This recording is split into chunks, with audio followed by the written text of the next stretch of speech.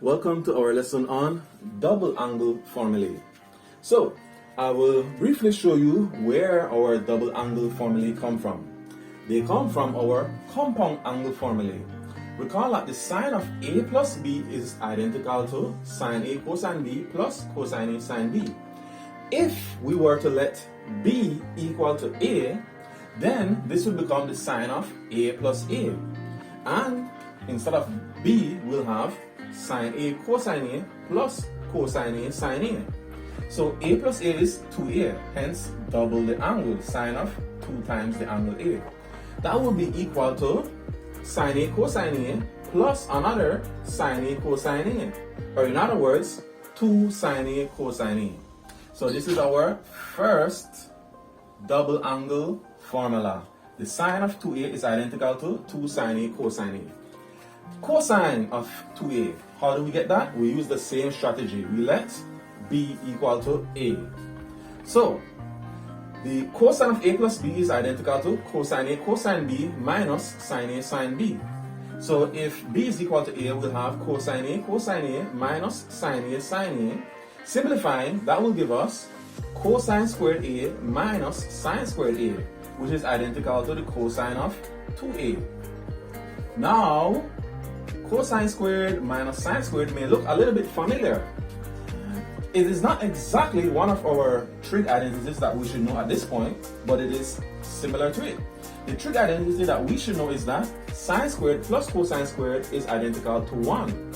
If we were to rearrange that, we could have that the cosine squared is equal to 1 minus sine squared. So if I were to substitute that in this for cosine squared, instead of having cosine squared minus sine squared, I would have 1 minus sine squared minus sine squared. So minus sine squared and minus sine squared would give me a negative 2 sine squared. So this can also be expressed as 1 minus 2 sine squared A. On the other hand, if I had wanted to express sine squared as 1 minus cosine squared A, then when I substitute it in here, I would have cosine squared A minus the quantity 1 minus cosine squared A. Removing brackets, I'll have a minus 1 but A plus cosine squared A. So the cosine squared A plus the cosine squared A will give me 2 cosine squared A, and so I'm left with 2 cosine squared A minus 1. So there are actually 3 formulae for the cosine of 2A. And it may get a little bit tricky as to which one you may use when you're doing your work. Finally, the tangent of 2A. Remember that the tangent of A plus B is identical to tan A plus tan B all over 1 minus tan A tan B. Substituting again, B is equal to A, that's our strategy here. We'll have tan A plus tan A all over 1 minus tan A tan A. Simplifying, tan A plus tan A is equal to 2 tan A, and tan A times tan A gives us tan squared. So our tangent of 2A is 2 times tan A all over 1 minus tangent squared of A. Now, let's get into an example. So with this example, we are to prove that the tangent of theta plus the cotangent of theta is identical to 2 over sine 2 theta. So, we know that tangent is sine over cosine, and cotangent is the reciprocal of tangent, therefore it is cosine over sine. If we were to add these two fractions, then the common denominator would be cosine times sine. This old denominator into that new denominator, the cosines cancel, I'm left with sine, so I multiply sine times sine. Similarly, this old denominator into the new denominator, the sines cancel, I'm left with cosine times cosine. Sine times sine is of course sine squared. Cosine times cosine is of course cosine squared. So I have sine squared theta plus cosine squared theta all over sine theta times cosine theta. Sine squared plus cosine squared is 1 of course. So I have 1 over sine theta cosine theta.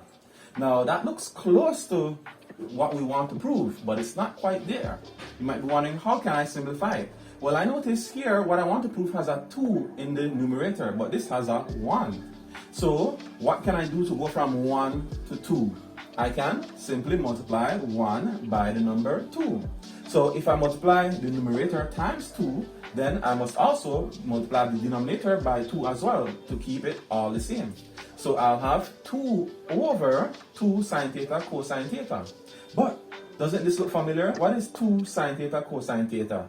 That is our formula for sine 2 theta. Therefore, we have proven that tangent theta plus cotangent theta is indeed identical to 2 over sine 2 theta.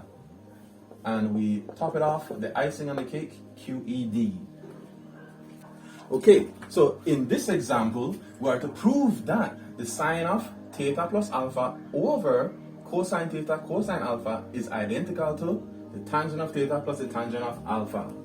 So when we look at this left-hand side, the only thing that we can simplify is this sine of theta plus alpha. Using our compound angle formula, the sine of theta plus alpha is equal to sine theta cosine alpha plus cosine theta sine alpha. So that is all over cosine theta times cosine alpha. But I notice I'm just simply adding 2 fractions really that have the same denominator. So I can split this up into sine theta cosine alpha over cosine theta cosine alpha plus the other fraction cosine theta sine alpha over cosine theta cosine alpha.